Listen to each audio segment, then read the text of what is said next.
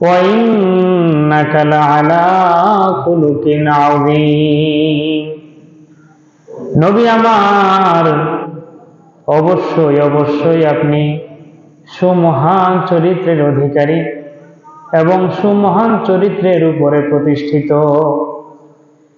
পৃথিবীর মধ্যে যত মানুষ রয়েছে, এই মানুষগুলোর মধ্যে যত বড় চরিত্রবান মানুষ পৃথিবীর মধ্যে কিয়ামত পর্যন্ত আসবে, সকল মানুষের মধ্যে সবচেয়ে শ্রেষ্ঠ এবং সবচেয়ে চরিত্রবান ব্যক্তি ছিলেন নবী মুহাম্মদুর রাসূলুল্লাহ সাল্লাল্লাহু আলাইহি ওয়াসাল্লাম।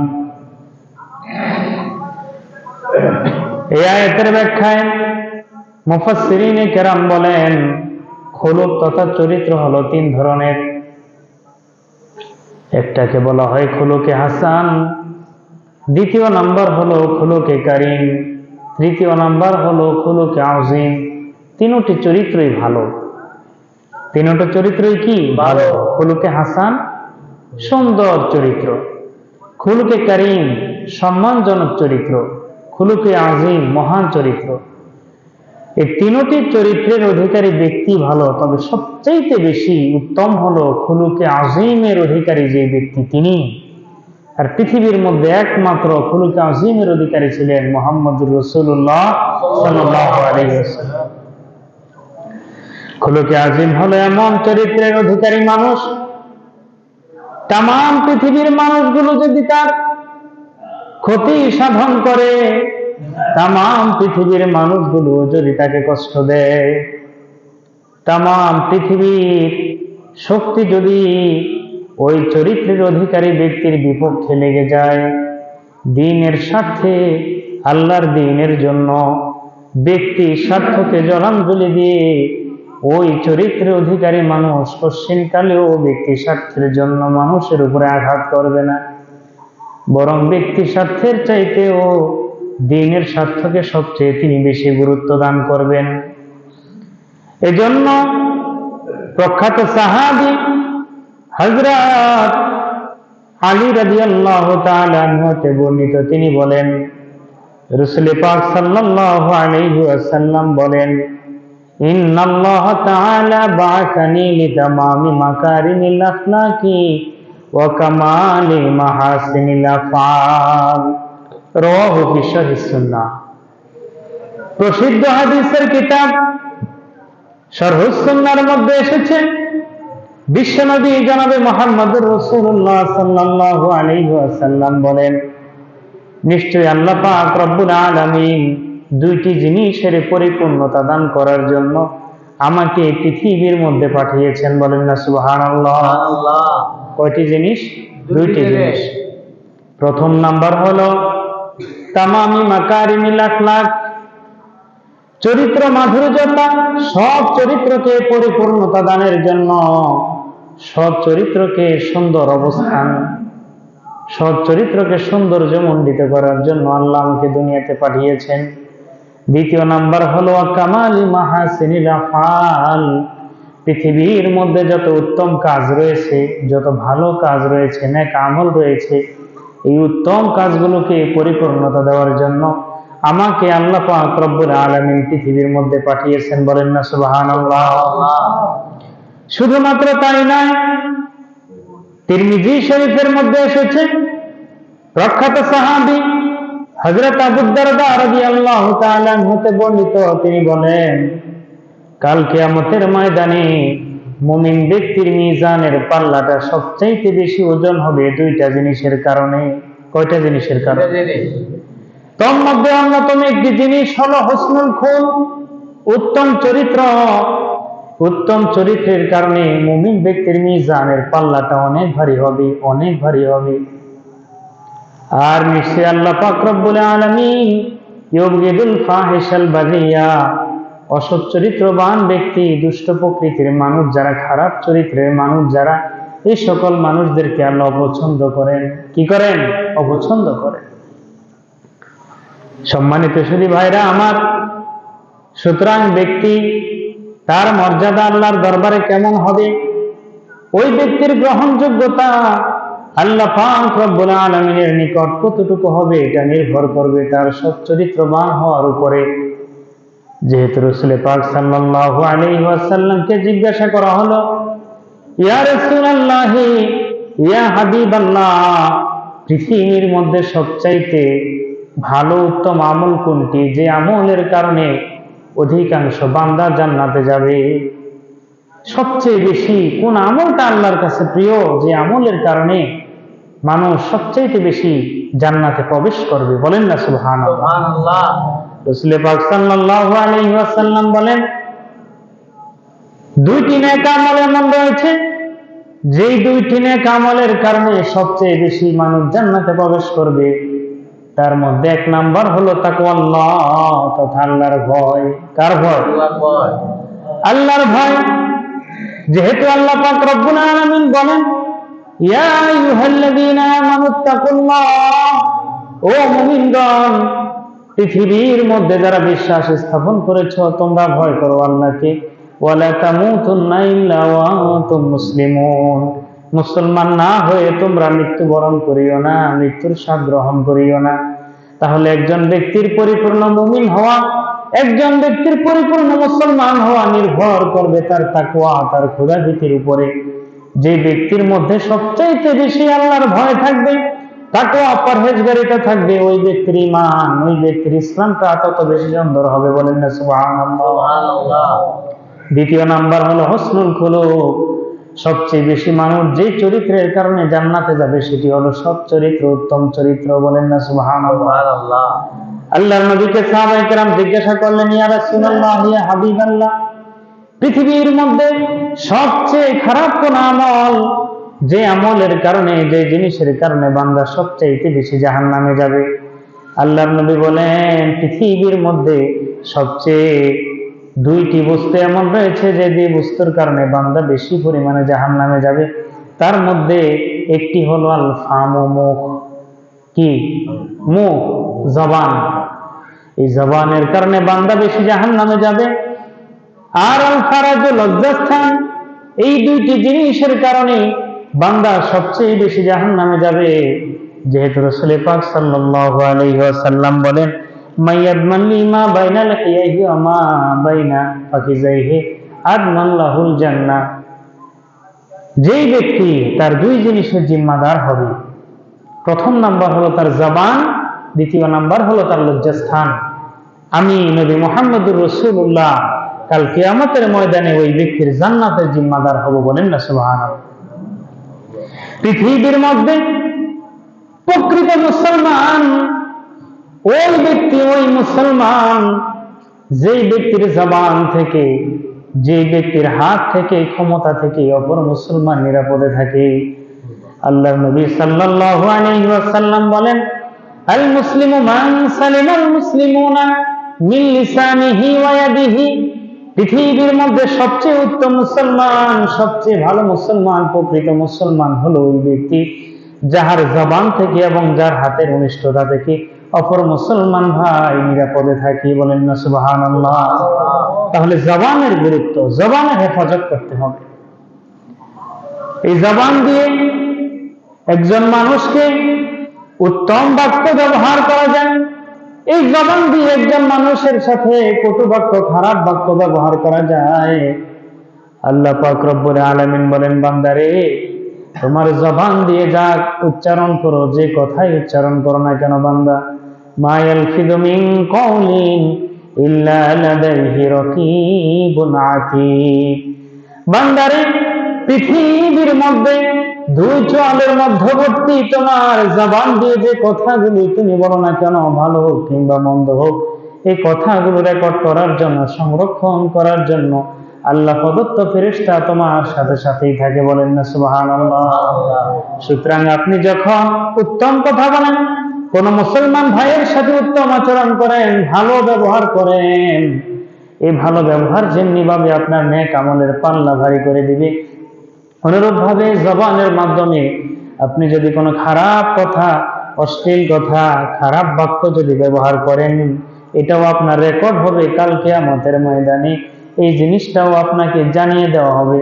কারণ আল্লাহ পাক রব্বুল আলামিন পবিত্র কোরআনুল কারীমে অন্যত্র ইরশাদ করেন, ওয়াম্মা মান খাফফাত মাওয়াজিনুহু ফাউম্মুহু হাওিয়া। মিজানের পাল্লায় যখন আপনার নেক আমলকে ওজন করা হবে, যদি আপনার খারাপ বদ আমলের কারণে আপনার মিজানের পাল্লাটা, নেক আমলের পাল্লাটা হালকা হয়ে যায়, বদ আমলের পাল্লা ভারী হয়ে যায়, তাহলে আপনার জন্য আমার জন্য অবধারিত রয়েছে হাবিয়া তথা জাহান্নাম। বলেন না নাউজুবিল্লাহ।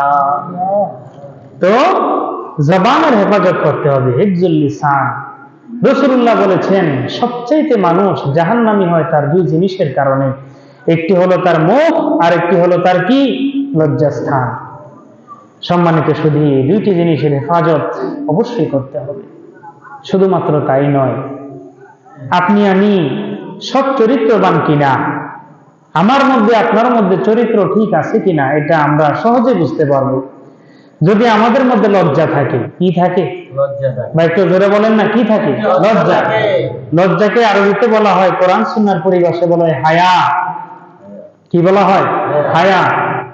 হাদিস শরীফের মধ্যে ইরশাদ হয়েছে, আল হায়াউ শুবাতুম মিনাল ঈমান। লজ্জা হলো ঈমানের একটি শাখা, ঈমানের একটি অঙ্গ।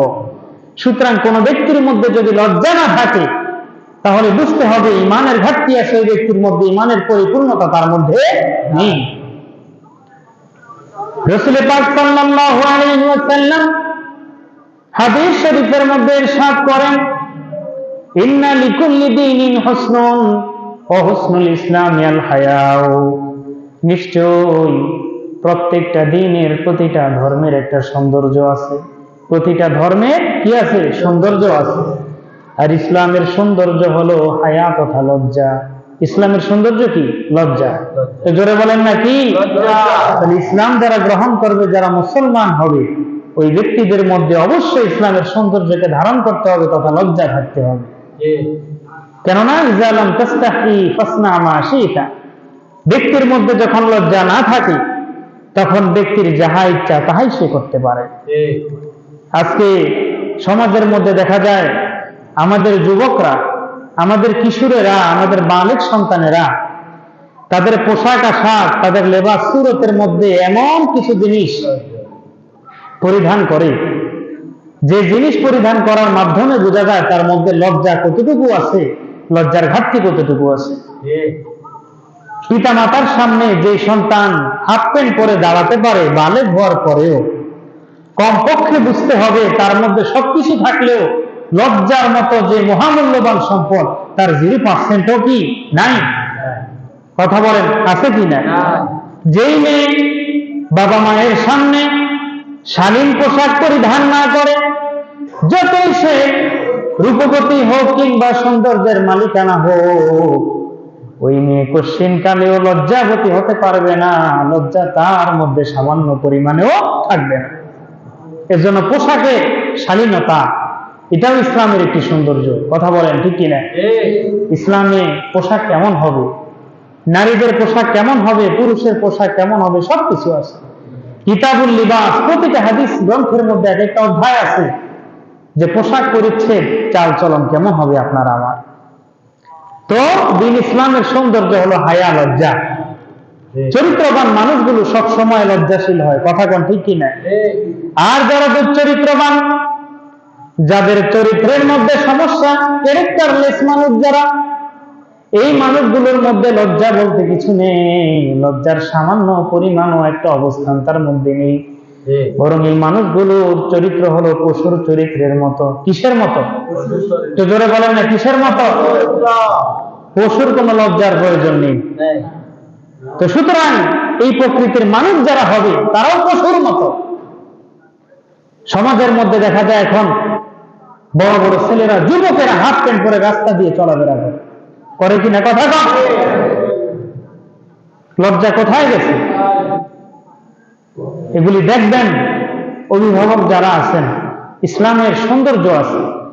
মুসলমান দাবি করবা, হাফ প্যান্ট পরে রাস্তাঘাটে চলাফেরা করবা, এটা ইসলামের সৌন্দর্য না। এটা কোনো মডার্ন কোনো অবস্থান না, এটা আধুনিকতা না। আধুনিকতার নামে পশ্চিমারা আমাদের ঈমান দিনটাকে তারা হেল্প করে নিয়ে যাচ্ছে। আমাদের ঈমানকে দুর্বল করার জন্য, আমাদের মধ্যে মুসলমানিত্বটাকে দুর্বল করে দেওয়ার জন্য, আমাদের ঈমানকে নড়বড়ে করে দেওয়ার জন্য তাদের সংস্কৃতি সভ্যতা সব আমাদের যুব সমাজের মধ্যে প্রচার করে দিচ্ছে। যার কারণে আমাদের যুব সমাজ আজকে ইসলামের অনুশাসন মানে না, পিতামাতার কথা মানে না, সমাজের মুরব্বীদেরকে শ্রদ্ধা করে না, বড়দেরকে সম্মান করে না। অথচ ইসলাম কি বলে? রাসূল পাক সাল্লাল্লাহু আলাইহি ওয়াসাল্লাম বলেছেন, মান লাম ইয়ারহাম সগীরানা ওয়া লাম ইউক্কির কাবীরানা ফালাইসা মিন্না। যেই ব্যক্তি ছোটদেরকে স্নেহ করবে না, বড়দেরকে সম্মান করবে না, রাসূলুল্লাহ বলেছেন সে আমার দলভুক্ত না। বলেন না নাউজুবিল্লাহ। আজকে আমাদের সমাজ ব্যবস্থার মধ্যে বেহায়াপনা, বেহায়া, লজ্জাহীনতার কারণে আমরা এতটা চরম হয়ে গেছি, এতটা খারাপ অবস্থানে আমরা চলে গেছি। আজকে বাবা মায়ের কথাও আমাদের কাছে কিছু মনেই হয় না, তোয়াক্কাই করে না সন্তান। সম্মানিত সুধী ভাইরা আমার, এজন্য আল্লাহ পাক রব্বুল আলামিন লজ্জাশীল হওয়ার জন্য, চরিত্রবান হওয়ার জন্য রাসূল পাক সাল্লাল্লাহু আলাইহি ওয়াসাল্লামকে তিনটি আদেশ করেছেন, তিনটি বিষয়ে পরামর্শ দিয়েছেন। আল্লাহ পাক রব্বুল আলামিন বলেন, ও নবী, খুযিল আফওয়া ওয়া আমুর বিল উরফি ওয়া আরিদ আনিল জাহিলিন। তিনটি বিষয় যদি আপনার মাঝে আমার মাঝে থাকে, তাহলে আমাকে আপনাকে আমি সঠিক মানুষ মনে করতে পারবো, সমাজের মধ্যে দিনদার মনে করতে পারবো। তার মধ্যে প্রথম নাম্বার হলো খুযিল আফওয়া, ক্ষমা গ্রহণ করতে হবে। ক্ষমা সুন্দর দৃষ্টি, এটা আমাদের মাঝে আনতে হবে। কোন মানুষ যদি অন্যায় করে, অপরাধ করে, অন্যায় করার পরে যদি কোনো ব্যক্তি আপনার কাছে ক্ষমা চায়, তাহলে ক্ষমাই মহত্বের লক্ষণ। ব্যক্তিকে ক্ষমা করে দেওয়াটাই শ্রেয়, তাকে ক্ষমা করে দিবেন। দ্বিতীয় নাম্বার হলো ওয়ামর বিল উরফ, ভালো কাজের মানুষকে আদেশ করবেন, সৎ পথে মানুষকে রাহনুমাই করবেন, সঠিক রাস্তায় মানুষকে চলার মতো ব্যবস্থা করে দিবেন। তিন নাম্বার হলো আরিদ আনিল জাহিলিন, মূর্খ যারা, অজ্ঞ যারা, দিন সম্পর্কে যারা জানে না, আল্লাহ এবং তদী রাসূলকে যারা সঠিকভাবে চিনে না, ওই মানুষগুলোর থেকে আপনারা এড়িয়ে চলবেন। কেননা জাহেলরা, মূর্খরা, নাদানরা, এরা দ্বীনের সঠিক মূল্যায়ন জানে না। আর মানুষের সাথে যখন আপনি ব্যবহার করবেন, অবশ্যই আপনাকে কোমল হৃদয়ের অধিকারী হতে হবে, বিনয়ী হতে হবে। মান তাওয়াদাআ লিল্লাহি রাফাআহুল্লাহ, তার মধ্যে অন্যতম একটি সৎ চরিত্রের দিক হলো বিনয়, নম্রতা। যেই ব্যক্তি আল্লাহ পাক রব্বুল আলামিনকে খুশি করার জন্য বিনয়ী হবে, কি হবে? বিনয়ী হবে। তো জোরে বলেন না, কি হবে? বিনয়ী হবে, নিজেকে ছোট মনে করবে। আল্লাহ পাক রব্বুল আলামিন রাফাআহুল্লাহ, তার মর্যাদাকে দিন দিন বাড়িয়ে দিবেন। বলেন না সুবহানাল্লাহ। এজন্য সব সময় দোয়া করবেন, আল্লাহুম্মা জাআলনি ফি আইনি সাগীরা ও ফি আয়ুনিন নাসি কাবীরা। আমার নবী দোয়া করতেন, আল্লাহ তামাম পৃথিবীর মানুষের চোখে আমাকে বড় করেন, আর আমার নিজের দৃষ্টিতে আমাকে ছোট করেন। বলেন না সুবহানাল্লাহ। কত সুন্দর দোয়া। আল্লাহ আমার দৃষ্টিতে আমাকে ছোট করেন, আমার মধ্যে যাতে করে অহংকার না আসে, আর পৃথিবীর মানুষের চোখে আমাকে বড় করে দেন। বলেন না সুবহানাল্লাহ। তাহলে যদি আপনার মধ্যে বিনয় নম্রতার গুণ থাকে, আপনাকে বড় করবেন কে? আল্লাহ। আরেকটু জোরে বললেন, কে করবে? আল্লাহ। সুতরাং বিনয় নম্রতার গুণ অবশ্যই আমাদেরকে লালন করতে হবে। আর দ্বিতীয় হলো মিষ্টভাষী হতে হবে, কর্কশ ভাষী হওয়া যাবে না। মানুষের সাথে উত্তম আচরণ করতে হবে, খারাপ ব্যবহার করা যাবে না। আল্লাহর নবীকে আল্লাহ লক্ষ্য করে বলেন, রাসূল আমার, ওয়ালাউ কুনতা ফাযযান গালিযাল কলবি লানফাদ্দু মিন হাওলিক, আপনি যদি কঠিন হৃদয়ের মানুষ হতেন, আপনি যদি কর্কশ ভাষী হতেন, আপনি যদি সুমিষ্ট ভাষী না হতেন, মানুষের দিন যদি জয় না করতে পারতেন, এই মানুষগুলো আপনার পাশ থেকে দিন দিন সরে যেত। অথচ দেখা যায় মুহাম্মদুর রাসূলুল্লাহর জীবনটা ছিল এমন একটা জীবন, যত কঠোর বেদিন হোক না কেন, যত কঠিন বিধর্মী হোক না কেন, আল্লাহদ্রোহী মানুষ হোক না কেন, যদি একবার মুহাম্মদুর রাসূলুল্লাহর সোহবতে আসতো, আল্লাহর নবীর আচরণে মুগ্ধ হয়ে, আল্লাহর নবীর ব্যবহারে আকৃষ্ট হয়ে, আল্লাহর নবীর ভালোবাসায় সিক্ত হয়ে ইসলাম ধর্ম গ্রহণ করে তামাম জীবনটাকে আল্লাহর পথে বিলিয়ে দিতে। বলেন না সুবহানাল্লাহ। ওমর ইবনুল খাত্তাবের মতো এমন কঠিন হৃদয়ের মানুষ যখন মুহাম্মদুর রাসূলুল্লাহ সাল্লাল্লাহু আলাইহি ওয়াসাল্লামের দরবারে গেলেন, সমস্ত সাহাবীরা হতাশাগ্রস্ত হয়ে গেল, ভয় পেয়ে গেল, না জানি ওমর রাসূলের গায়ে আঘাত করে কিনা, যেহেতু ওমর ছিল অত্যন্ত কঠোর হৃদয়ের মানুষ। রাসূলুল্লাহকে বলা হলো, হুজুর ওমর ইবনুল খাত্তাব আসতেছে। সাহাবায়ে কেরামের মধ্যে ভীত সন্ত্রস্ত অবস্থা, ভয় কাজ করতেছে। আমার রাসূল, ওনার চেহারা মুবারকের মধ্যে সামান্য পরিমাণ সংশয় ছিল না, ভয় ছিল না, হতাশা ছিল না, পেরেশান ছিল না। রাসূল বললেন, তাকে আসতে দাও। বলেন না সুবহানাল্লাহ। তাকে আসতে দাও। ওমর যখন আসলেন, রাসূল পাক সাল্লাল্লাহু আলাইহি ওয়াসাল্লামের সোহবতে গেলেন। আল্লাহর নবীর সোহবতে এতটাই প্রভাবিত হলো, তামাম মানুষগণ ভেবেছিল ওমর এসে মুহাম্মদুর রাসূলুল্লাহকে আঘাত করবে, কিন্তু সেই ওমর মুহাম্মদুর রাসূলুল্লাহ সাল্লাল্লাহু আলাইহি ওয়াসাল্লামের সোহবতের বদৌলতে, আল্লাহর নবী সাহচর্যের বদৌলতে বললেন, ও নবী, আমাকে আপনি কালেমার দীক্ষা দিন। বলেন না সুবহানাল্লাহ। এটাই ছিল মুহাম্মদুর রাসূলুল্লাহ সেই খুলুকে আযীম, মহা চরিত্রের চরিত্রবান হওয়া উজ্জ্বল উদাহরণ, উজ্জ্বল দৃষ্টান্ত। আপনি দেখবেন স্বাভাবিকভাবে মানুষকে বুঝিয়ে ভালোবাসা দিয়ে আপনি যেই কাজটা উদ্ধার করতে পারবেন, ওই ব্যক্তির উপরে চড়াও হয়ে ওই কাজের 10 ভাগের 1 ভাগও আপনি উদ্ধার হতে পারবেন না। কথা বুঝতে পেরেছেন? এজন্য আল্লাহর নবী সাল্লাল্লাহু আলাইহি ওয়াসাল্লাম বলেছেন, কোমল হও, নম্র হও, বিনয়ী হও। যদি তুমি বিনয়ী হও, তোমার প্রতিটা পদক্ষেপ তোমার জন্য কল্যাণকর হবে। এমনকি কোন মুসলমান ভাইয়ের মুখের দিকে তাকিয়ে, কোন মুসলিম ভাইয়ের চেহারার দিকে তাকিয়ে যদি তুমি একটা মুস্কি হাসি দাও, কি দাও? জোরে বলেন ভাই, কি দাও? মুস্কি হাসি দাও। এই মুস্কি হাসির বিনিময়ে আল্লাহ তোমাকে নেক দান করবেন, সওয়াব দান করবেন। বলেন না সুবহানাল্লাহ। তাকে পেট পুড়িয়ে খাওয়াইতে পারো না, তার মেহমানদারি করতে পারো না, তাকে অর্থ করে দিয়ে সহযোগিতা করতে পারো না, কিন্তু তার চেহারার দিকে চায়া একবার কমপক্ষে ন্যূনতম মুস্কি হাসি দিয়ে তাকে বুঝাইতে পারো যে, ভাই, তোমার প্রতি আমার কোনো কি নেই, হিংসা নেই, তোমার উপরে আমার কোনো কষ্ট নেই, বরং তুমি আমার দ্বীনী ভাই, তুমি আমার ধর্মের ভাই, তুমি মুসলিম ভাই। যদি আপনি এই চাহনিটা একবার আপনার মুসলমান ভাইকে দেখাতে পারেন, শুধু চেহারা দেখানোর বিনিময়ে আল্লাহ আপনাকে সওয়াব দান করবেন। বলেন না সুবহানাল্লাহ।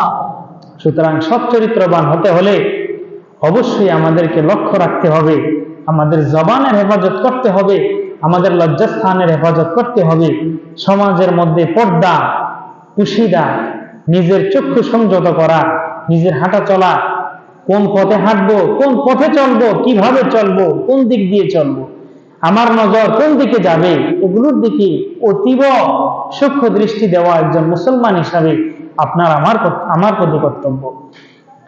হযরত লোকমান হাকিম তার সন্তানকে 100 উপদেশ দিয়েছিলেন। কয়টা উপদেশ?